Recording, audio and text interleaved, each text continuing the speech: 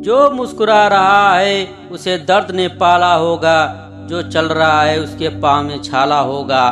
बिना संघर्ष के इंसान चमक नहीं सकता, जो जलेगा उसी दिया में उजाला होगा। संघर्ष ही तो जीवन की आत्मा है, जितना कठिन संघर्ष होगा उतना ही शानदार जीत होगी। साथियों, एक कहानी बताता हूँ, ध्यान से सुनिए। एक बार एक किसान भगवान से बहुत ही नाराज हो गया। किसान बहुत मेहनती था, बहुत मेहनत से वह खेतों में अनाज उगाता, उसकी देखभाल करता, पर अक्सर उसकी फसल खराब हो जाती।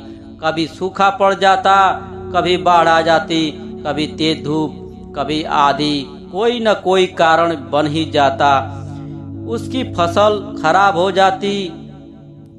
एक दिन वह किसान गुस्से में आसमान की ओर देखकर भगवान से कहा, हे ईश्वर, आपको लोग सर्वज्ञाता मानते हैं कि आप सब जानते हैं, कहते हैं कि आपके इच्छा के बिना एक भी पत्ता नहीं हिलता, पर मुझे तो लगता है कि आप छोटी बात भी नहीं जानते।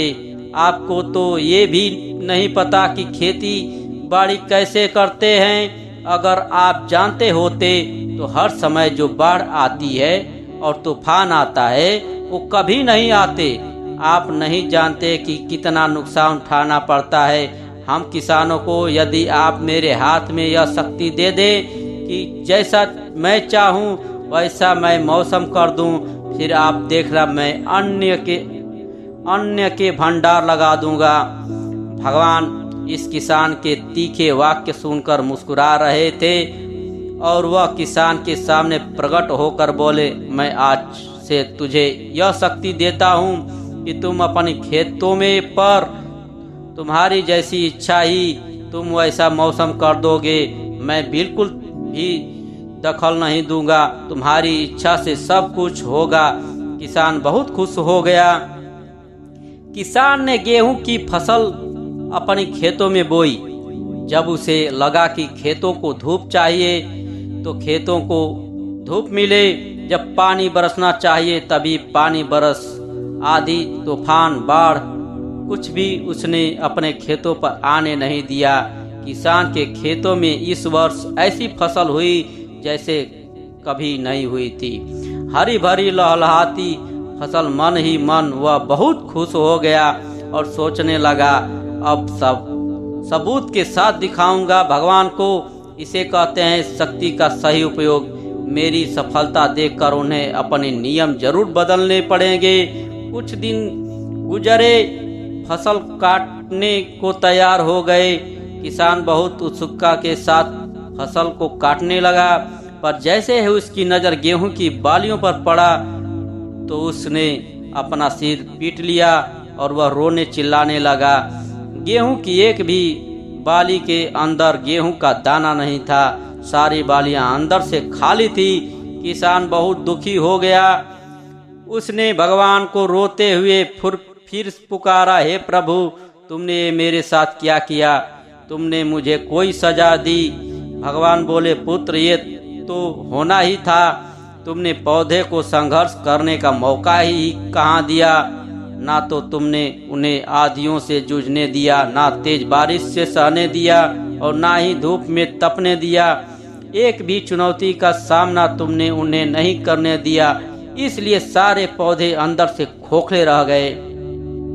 जब आंधी, तूफान, तेज बारिश और धूप पड़ती है तभी ये पौधा अपने अस्तित्व को बचाने के लिए संघर्ष करते हैं और इसी संघर्ष से एक बल पैदा होता है जिसमें शक्ति होती है, ऊर्जा होती है, और यही ऊर्जा पूर्ति तेरे गेहूं के दानों की तरह जो नहीं फूटी। तूने उन्हें कठिन परिस्थितियों से गुजरने ही नहीं दिया जहां उनके अस्तित्व का जन्म होता। सारे बाड़ियां इसलिए खाली है, इसमें एक भी गेहूं का दाना इसलिए नहीं है क्योंकि तुमने अपने पौधे को संघर्ष करा ही नहीं।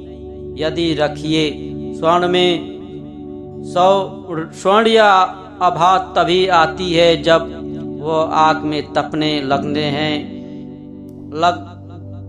गलने और हथौड़े से पीटने जैसी संघर्ष से गुजरता है। कोयले का टुकड़ा हीरा तभी बनता है जब वह उच्च दाब और उच्च ताप की मुश्किल परिस्थितियों से गुजरता है। इसी तरह यदि हमारी जिंदगी में कोई संघर्ष ही ना, कोई चुनौती ही ना, तो हम भी गेहूं की बालियों की तरह खोखले रह जाएंगे। कोई अस्तित्व ही नहीं होगा हमारा।